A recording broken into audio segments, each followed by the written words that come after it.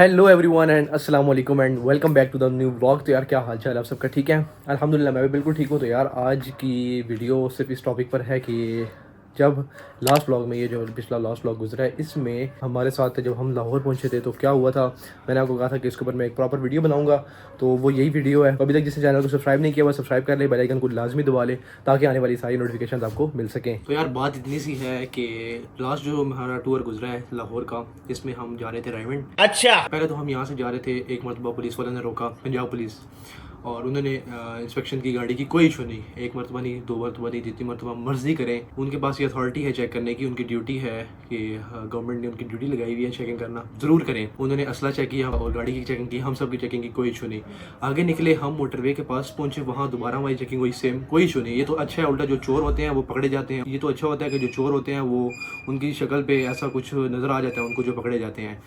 तो मेरा कहने का मकसद सिर्फ इतना है कि दूसरी मरतबा चेकिंग हुई, कोई इशू नहीं। जब हम लाहौर मोटरवे से उतरे, फिर हमारी एक मरतबा चेकिंग हुई और उस पर भी कोई एतराज़ नहीं, कोई बात नहीं, जितनी मरतबा मर्जी करें, कोई इशू नहीं। क्योंकि रात का पहर भी इस किस्म का था ना, मतलब 1:30-2 का टाइम, 3 का टाइम था, तो फिर आपको पता है इस टाइम पे चेकिंग ज़रूरी होती है। इंटरचेंज से उतर के एक मरतबा चेकिंग करवाने के बाद दूसरी मरतबा एक और पुलिस ने हमें रोका, पंजाब पुलिस ने। उन्होंने हमारी चेकिंग की।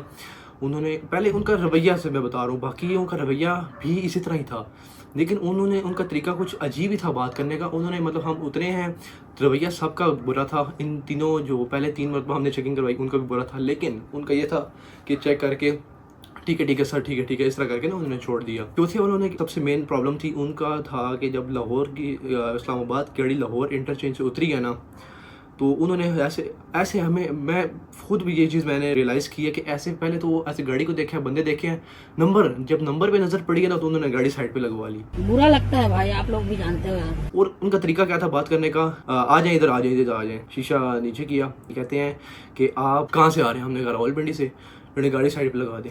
कोई बात नहीं, हमने गाड़ी साइड पे लगा दी। जब गाड़ी साइड पे लगाई है तो कहते हैं बाहर आ जाए, तलाशी लेनी है। तलाशी ले ली, तो असला वगैरह चेक कर लिया, वो सारा हो गया, चेकिंग हमारी हो गई। फिर उन्होंने क्या किया जी, उन्होंने कहा कॉपी दिखाएं, जब ओरिजिनल कॉपी हो ना तो उसकी एक कॉपी बनवाओ आप कार्ड की सूरत में, ताकि अगर आपको कोई रोके तो फिर आप वो उसको दिखाओ, और वो स्कैन हो जाती है प्रॉपर, ये नहीं कि वो स्कैन नहीं होती। तो जब दिखाई है तो पूछते हैं ओरिजिनल नहीं है, हमने कहा नहीं ओरिजिनल नहीं है, कॉपी है, इसकी ओरिजिनल घर पड़ी है और ये स्कैन हो जाती है। नहीं, ये स्कैन नहीं हो सकती, ये क्या बात हुई।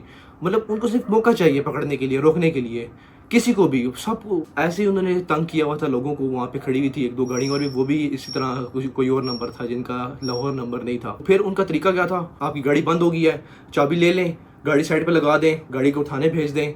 और मतलब मजाक है यार, इस तरह किसी की गाड़ी बंद करना। बात तो सही है। सबसे मेन चीज़ जो है ना, वहाँ पे हमारा चुप रहने का मकसद मेन ये था कि हमारे पास सिर्फ 45 से 50 मिनट थे। मैं ब्लॉग में भी मैंने जिक्र किया, हमारे पास इतना सा टाइम था और हमने पहुँचना था। और वहाँ से हमने इस टाइम के अंदर हमने सैरी भी करनी थी। आपको पता है इतने से टाइम के अंदर सैरी बनना और सैरी को खाना, और कितना सा टाइम, 45 मिनट यार, हम 6 बंदे भी थे साथ में।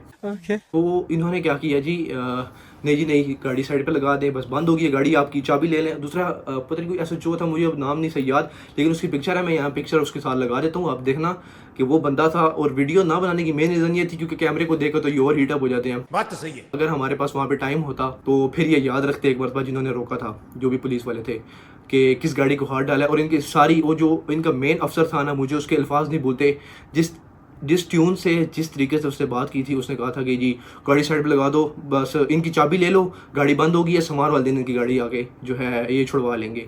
ये उसके अल्फाज से बात करने का तरीका ये था उसका। और इतना रूडली उसने बात की, इतनी बदतमीजी से, जैसे मतलब एक इंसान है ना, मैं अपनी बात करूँ ना, तो मैं जितना मर्जी भी, जैसा मर्जी भी हो जाऊँ ना, मैं कभी इस ट्यून से कभी किसी इंसान के साथ बात ना करूँ, जो मर्जी हो जाए। तो फिर उनका इस तरीके से बात करना, और सबसे गंदी चीज़ उनकी बिहेवियर। और फिर ऐसा नहीं करते कि फिर गाड़ी के आसपास ना 6-7 बंदे आ गए, 6-7 पुलिस वाले।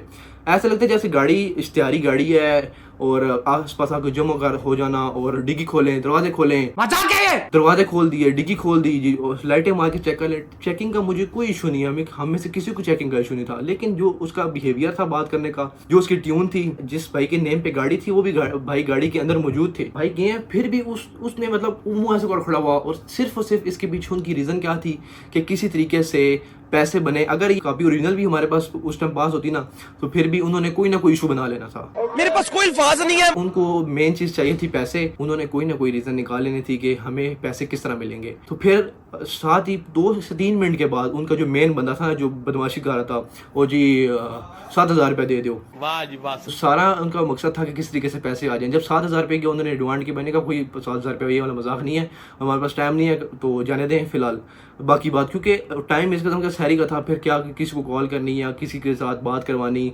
मैं वही कह रहा हूँ ना, अगर तो टाइम होता उस टाइम हमारे पास थोड़ा सा 1 घंटा भी होता ना, तो वो माफ़ी मांगता वो बंदा एक मरतबा जिसने उस ट्यून से बात की थी। लेकिन सिर्फ हमने अपनी जान छुड़ाने के लिए, क्योंकि हमारे वालिद साहब आगे हमारा ड्राइवर में वेट कर रहे थे, वो हमारा ही इंतज़ार कर रहे थे, उन्होंने सुबह सुबह निकल आना था, सिर्फ हमारा वेट कर रहे थे कि हम लोग पहुँचेंगे और जाके नमाज़ पढ़ेंगे, नमाज़ पढ़ के फिर वालिद साहब को लेकर वापस आएंगे। तो सिर्फ कहने का मकसद सिर्फ ये है कि इन्होंने जलील किया हुआ लोगों को। 2-3-4 दिन पहले मेरे साथ ये 3 से 4 दिन पहले सेम इधर ही वार्डन के साथ हुआ है, उसने भी ऐसे ही पैसे लेके, सिर्फ पैसे, सब कुछ पूरा, बस उन्होंने कोई चीज़ निकाल लेनी है। आपके पास लाइसेंस है, आपके पास ID कार्ड है, आपके पास हेलमेट है, आपके पास कुछ मतलब सब चीज़ें, अगर बाइक की बात उन्होंने सब चीज़ें भी है ना, उन्होंने कोई ना कोई चीज़ निकाल लेनी है आपको पकड़ने के लिए। ये बड़ी अच्छी बात कही आप, मतलब किस तरीके से पैसे आ जाए। फिर जी एट दी एंड उस बंदे ने 3,000 रुपये पे बात ख़त्म की और 3,000 रुपये उसने लिए, और मुझे पता है यहाँ पे पैसे नहीं देने चाहिए थे। मैं वही बता रहा हूँ ना, अगर हमारे पास टाइम होता तो उस बंदे को 1 रुपया भी ना देते। लेकिन सारी बात आ जाती है टाइम की, मजबूरी ईजाद की माँ है, ये किसने सच कहा है। क्योंकि जब इंसान मजबूर होता है, यार पता है इतना सा टाइम रह गया, या समझ लो ये तो हमने कहीं पहुंचना था, इस तरह कहीं और पहुंचना, जिस तरह किसी की फ़्लाइट होती है, उसको पकड़ लेते हैं, उसकी फ़्लाइट में आधा पौना घंटा रह जाता है, ज़ाहिर है वो दे के निकलता है पैसे। किसी ने और किसी काम जाना है, ऑफिस जाना है, कहीं से लेट हो रहा है, फिर ये ऐसा टाइमिंग इनकी होती है ना कि बंदा मजबूर होता है, अगला बंदा बेशक जितना मर्जी ऊपर लेवल का बंदा हो, लेकिन उसको उस टाइम पे, उस पॉइंट पे उसको पुलिस वालों को पैसे दे के आगे जाना पड़ता है। बस यार बस हो गया आज का। आज तक मैं अपनी मुझे 7 साल हो गए हैं, 6-7 साल हो गए हैं तो मुझे गाड़ी चलाते हैं, मैंने 1 रुपया आज तक किसी पुलिस वाले को नहीं दिया। हाँ, अगर चलान हो जाए ओवर स्पीडिंग का या कुछ हो जाए तो मैं वो पे करता हूँ, लेकिन इस तरह मैंने कभी किसी को आज तक पैसे नहीं दिए। और ये सबसे बड़ा मुझे इस चीज़ का दुख हुआ है कि जो 3,000 रुपये गए हैं वो सिर्फ मजबूरी में गए हैं, नहीं देने चाहिए थे। मुझे पता है आप लोग सब कहोगे कि आपने दिया क्यों है, लेकिन दे देने की वजह ये थी कि यार आप खुद देखो, हम भी आगे परेशान थे क्योंकि हमने पहुंचना था। मैं यही बात पहले भी कर चुका हूँ कि ये मजबूरी का फ़ायदा उठाते हैं। बात तो सही है। तो मेरी सिर्फ ये अर्ज़ है कि यार काइंडली अगर कोई मेरा ब्लॉग देख रहा है, कोई ऐसा जो इसको मतलब जो ऊपर लेवल के लोग जो भी इस चीज़ को बेहतर बना सकते हैं, जो इसको हैंडल कर रहे हैं, तो काइंडली यार इस चीज़ को ठीक करें, इस सिस्टम को ठीक करें। हर इंसान मजबूर होता है किसी न किसी टाइम, लेकिन अगर वही बात है ना कि अगर टाइमिंग होती या किसी और के पास तो कोई 1 रुपया भी नहीं जाने देता। जिसके हलाल के होते हैं ना, तो वो उसका अगर 1 रुपया भी है ना, तो उसको 1 रुपये के भी दर्द होगा। अगर हराम के जिसके होते हैं ना, तो उसको 3,000 का 3 लाख भी दे दोगे तो उसको कोई फर्क नहीं पड़ता, क्योंकि है ही हराम का। मेरे पास कोई अल्फाज नहीं है। जब हलाल के पैसे हैं ना, तो फिर उसका दर्द होता है। मुझे सिर्फ 3,000 रुपये का है और उस बंदे की ट्यून का है कि यार उस बंदे ने बहुत बहुत बहुत ज़्यादा बदतमीजी से बात की है, लेकिन उस पॉइंट पे कुछ नहीं कर सकते थे हम। तो बस मेरी यही एक अपील है, हर बंदे को इन्होंने जलील किया हुआ है, हर बंदे को, वो बेशक टैक्सी वाला है, वो बेशक V8 क्या, वो रेंज रोवर क्या, जितनी मर्जी बड़ी गाड़ी वाला है ना, वो भी तंग है इनसे। अगर तो बंदा बिल्कुल मठ है ना इनके सामने, जो कुछ नहीं कर सकता, वो तो समझ लो ख़त्म ही है ना। उसके साथ तो ये पता नहीं करते क्या होंगे, मैं तो ये सोचता हूँ। तो काइंडली यार इसको, जो कोई मेरा व्लॉग देख ला, मेरी अपील है कि काइंडली इसको ठीक करें, जो ठीक कर सकते हैं। और बाकी मैं किसको कहना चाह रहा हूँ वो समझ गए होंगे आप खुद ही, उन तक ये बात पहुँच जानी चाहिए कि यार कि इस सिस्टम को कैसे ठीक किया जाए। क्योंकि बड़ी ही सबसे मेन चीज़ जो अभी तक 1 दिन पूरा हो चुका है उस बात को, लेकिन अभी तक वो उसकी ट्यून, उस बंदे का बिहेवियर, वो अभी तक इस बात मेरे अंदर से नहीं कर रहा। सच में मैं 3 मरतबा जाके मैं भाई से डिस्कस कर चुका हूँ कि यार ये क्या है। आज की ये वीडियो इसलिए मैंने सिर्फ बनाई है, हालांकि इस तरह की वीडियोस मैं कभी भी अपने चैनल पे अपलोड नहीं करना चाहता था, मजबूरी में मुझे बनानी पड़ी, और ना ही इसका कोई मकसद मेरा फेम लेना है, कुछ भी नहीं। अगर इस तरह का कुछ करना भी होता ना, तो मैं किसी न किसी यूट्यूबर के साथ कोलैब कर सकता। जो मेरे व्यूवर्स शुरू से हैं उन सबको पता है, सब्सक्राइबर्स को, कि अल्हम्दुलिल्लाह इतनी इस्तात है कि किसी भी यूट्यूबर के साथ जाकर कोलैब कर सकता हूँ। लेकिन मैंने कहा कि खुद अपनी मेहनत से जो करूँगा, और जितना भी टाइम लग जाए कोई बात नहीं। वाह जी वाह। तो मेरी आप सबसे यही रिक्वेस्ट है कि अगर तो इस तरह का कुछ होता है तो उसके खिलाफ एक्शन लें, उसको प्रिटेंड ना करें। जब प्रिटेंड होगा तो फिर वही बात आ जाती है, बड़े तो जो होंगे वो पैसे शैसे दे के बच जाएंगे, जो इस चीज़ को नहीं कर सकते, अफोर्ड नहीं कर सकते। ज़ाहिर है अब एक बंदे की मजदूरी ही 1,000 रुपया, उसको मोटरसाइकिल पर रोक लें, वो 1,000 रुपया घर लेके जाए अपने बच्चों के लिए, या 1,000 रुपया उधर वो पुलिस वाले को दे दे अपनी जान छुड़वाने के लिए। तो यही चीज़ है, वो अपना पेट पाले या वो अपनी जान बचाए।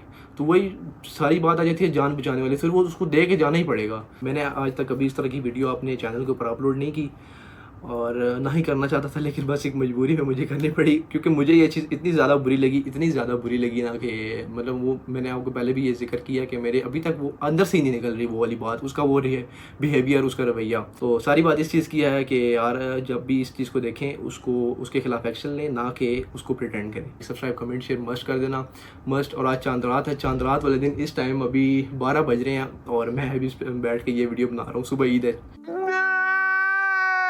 तो चैनल को जिसने सब्सक्राइब नहीं किया हुआ चैनल को सब्सक्राइब कर लें, चैनल को शेयर कर दें अपने सारे दोस्तों यारों के साथ, अपनी फैमिली मेम्बर्स के साथ, सबके साथ। इंशाल्लाह मुलाकात होती है नेक्स्ट व्लॉग के अंदर। मुझे और मेरी फैमिली को लाजमी दुआ में याद रखिएगा। Take care, bye bye and अल्लाह हाफिज़।